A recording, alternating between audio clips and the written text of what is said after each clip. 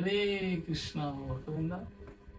তো আজকে আমরা আরেকটি সুন্দর ভিডিও নিয়ে শ্রীমদ ভগবদ গীতার অত্যন্ত গুরুত্বপূর্ণ শিক্ষা নিয়ে আপনাদের কাছে এসেছি। শ্রীমদ ভগবদ গীতার প্রথম অধ্যায় শ্লোক নম্বর 11। তো এখানে দেখুন আগের শ্লোকের সাথে এখানে শ্লোকের কানেকশনটা কি।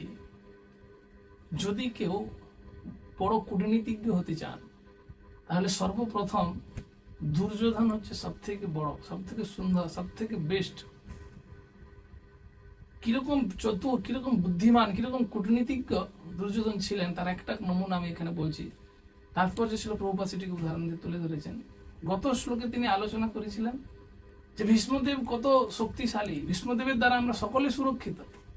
কিন্তু তিনি তৎক্ষণাৎ চিন্তা করলেন যে ভীষ্মদেবের নাম আমি এত বড়াই করছি, ভীষ্মদেবের এত প্রশংসা করছি, আশেপাশের সৈন্য যারা আছেন, কর্ণ, দ্রোণাচার্য, এই সমস্ত এত মহান মহান যোদ্ধারা আছে, তারা ভাবে তাহলে আমরা কিছুই নাই দলে, শুধুমাত্র ভীষ্মদেবী সবকিছু, সর্বেশ্বরবা।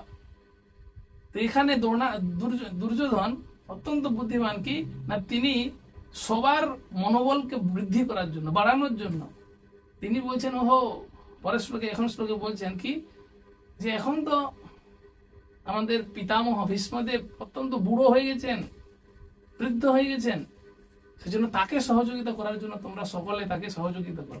এটাই পরবর্তী শ্লোকে বলছেন। দেখুন আমরা এখন শ্লোকটা পড়বো।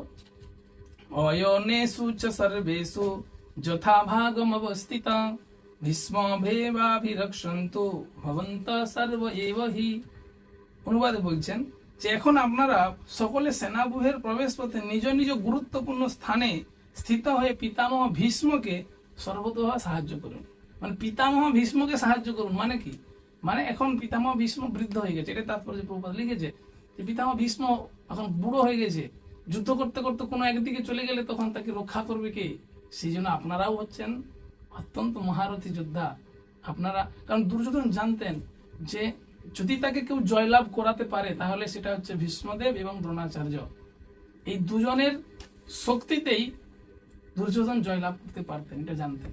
ঠিক যেমন দ্রৌপদীর বস্ত্রহরণের সময় ভীষ্মদেব এবং দ্রোণাচার্য কোনো কথা বলেননি, ঠিক সেই রকম ভাবে তিনি ভেবেছিলেন এই যুদ্ধেও তিনি পঞ্চ পাণ্ডবদের প্রতি কোমলতা প্রকাশ না করে তাকে জয়লাভের দিকে এগিয়ে নিয়ে যাবে। এবং এখান থেকে সবচেয়ে বড় শিক্ষা, যদি কেউ ধর্মপথে না থাকে তাহলে তার ভয় অত্যন্ত ভিতরে কাজ করে। সেই জন্য ভক্তি জীবনে থেকে ভগবানের সেবায় যুক্ত থাকলে তার ভিতর থেকে ভয় সব দূর হয়। এখানে দুর্যোধন অত্যন্ত ভয়ান্বিত হয়েছিলেন। সেই জন্য আমাদেরকে ভক্তিপথে থাকা উচিত এবং ধর্মপথে থেকে জীবনযাপন করা উচিত। হরে কৃষ্ণ।